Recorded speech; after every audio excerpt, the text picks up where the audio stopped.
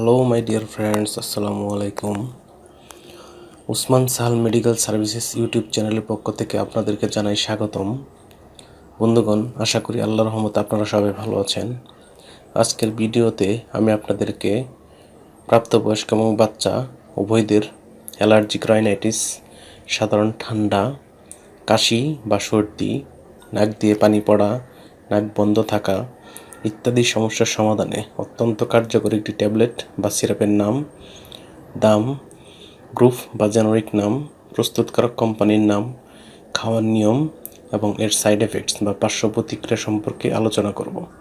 তবে ভিডিওটি শুরু করার আগে আপনাদের প্রতি রিকোয়েস্ট, আপনি যদি আমার চ্যানেলে নতুন হয়ে থাকেন তাহলে অবশ্যই চ্যানেলটি সাবস্ক্রাইব করবেন এবং পাশাপাশি লাইক, কমেন্টস এবং শেয়ার করবেন।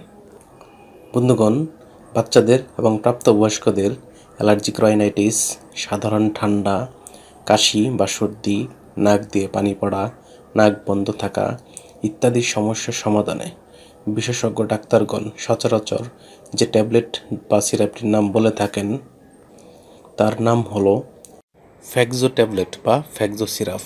এটির গ্রুপ বা জেনারিক নাম হলো ফ্যাক্সোফেনাডিন হাইড্রোক্লোরাইড। এটির উৎপাদনকারী প্রতিষ্ঠানের নাম হচ্ছে স্কয়ার ফার্মাসিউটিক্যালস লিমিটেড। ফ্যাক্সো ট্যাবলেটের দাম, যেটির মাত্রা 60 মিলিগ্রাম, সেটির দাম 4 টাকা। যেটির মাত্রা 120 মিলিগ্রাম, সেটির প্রতি পিসের দাম 9 টাকা, এবং যেটির মাত্রা 180 মিলিগ্রাম, সেটির প্রতি পিসের দাম 10 টাকা, এবং ফ্যাক্সো সিরাপের দাম 55 টাকা।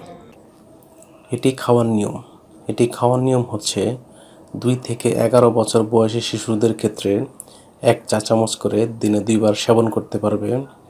অন্যদিকে যাদের বয়স 6 থেকে 11 বছর তারা 30 মিলিগ্রামের ট্যাবলেট অর্থাৎ 60 মিলিগ্রামের ট্যাবলেট অর্ধেক করে দিনে 2 বার সেবন করতে পারবে। একই সাথে যাদের বয়স 11 বছর বা তার ঊর্ধ্বে অর্থাৎ প্রাপ্তবয়স্ক তারা 60 মিলিগ্রামের প্রতিটি ট্যাবলেট দিনে 2 বার সেবন করতে পারবে। 120 মিলিগ্রামের ট্যাবলেট দিনে 1 বার এবং 180 মিলিগ্রামের ট্যাবলেট দিনে 1 বার সেবন করতে পারবে। এই ট্যাবলেটটি খাওয়ার পর সামান্য কিছু সাইড এফেক্টস বা পার্শ্ব প্রতিক্রিয়া দেখা দিতে পারে, যেমন ঘুম ঘুম ভাব বা নিদ্রা ভাব, ক্লান্তি, মাথা ব্যথা সহ অন্যান্য পার্শ্ব প্রতিক্রিয়া পরিলক্ষিত হতে পারে।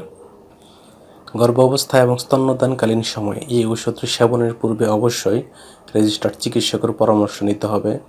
এই ওষুধটি আলো ও তাপ থেকে দূরে, ঠান্ডা এবং শুষ্ক স্থানে রাখতে হবে এবং শিশুদের হাতের নাগালের বাইরে রাখতে হবে। ধন্যবাদ।